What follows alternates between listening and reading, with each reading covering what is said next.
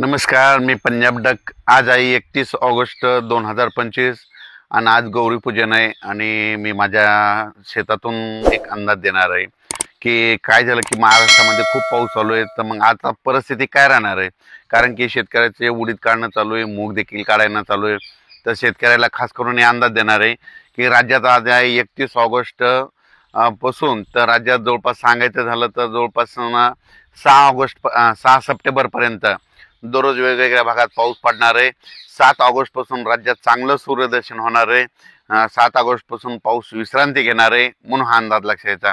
पण त्यानंतर काय होणार आहे, त्याच्यानंतर सप्टेंबरच्या दुसऱ्या आठवड्यात मात्र राज्यात खूप मोठा पाऊस येणार आहे म्हणून हे देखील अंदाज सगळ्या शेतकऱ्यांना लक्षात द्यायचा।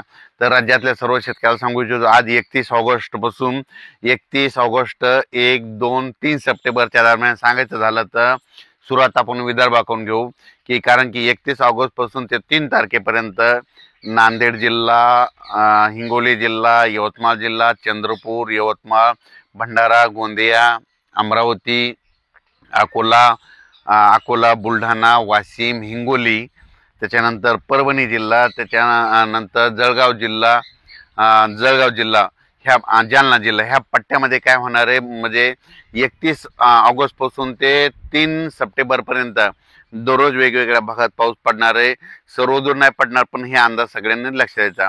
पण त्याच्या व्यतिरिक्त सांगू इच्छितो की राज्यात मध्ये सांगायचं झालं तर पूर्व विदर्भ आणि पश्चिम विदर्भ 11 जिल्ह्यामध्ये 4 तारखेपर्यंत पावसाचं वातावरण राहणार आहे, 4 सप्टेंबरपर्यंत राहणार आहे म्हणून विदर्भातल्या शेतकऱ्यांनी हा अंदाज लक्षात द्यायचा। 4 सप्टेंबरपर्यंत म्हणजे विदर्भालगतच तुम्हाला सांगू इच्छितो की नांदेड जिल्हा आहे, त्याच्यानंतर बाजूला परभणी जिल्हा आहे, त्याच्यानंतर हिंगोली जिल्हा आहे, त्याच्यानंतर लातूर जिल्हा आहे, जालना जिल्हा आहे, इकडे संभाजीनगर आहे।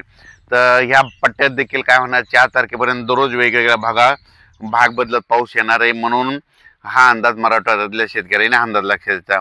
त्याच्यानंतर राज्यात मग परिस्थिती कशी राहणार आहे, तर राज्यातल्या आपण काय करू, उत्तर महाराष्ट्राकडे वळू। मग हे पाऊस 4 तारखेपर्यंत चालणार आहे, मग इकडला पावसाचा जोर कमी होणार आहे आणि त्याच्यानंतर 4 पासून 4 सप्टेंबर 5 आणि 6, 7च्या दरम्यान उत्तर महाराष्ट्राकडे वरुण राजाची बॅटिंग राहणार आहे। म्हणजे कसा पडणार आहे तुम्हाला एक सांगू इच्छितो की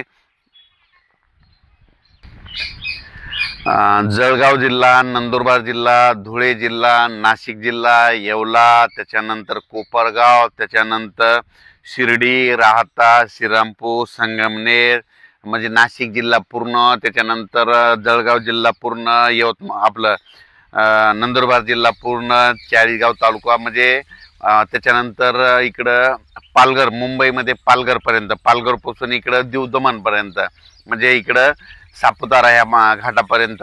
तर तुम्हाला सांगतो की 4, 5, 6, 7च्या दरम्यान उत्तर महाराष्ट्राकडे खूप जोराचा पाऊस पडणार आहे, पण सगळ्यात जास्त पाऊस नाशिककडं, त्र्यंबकेश्वर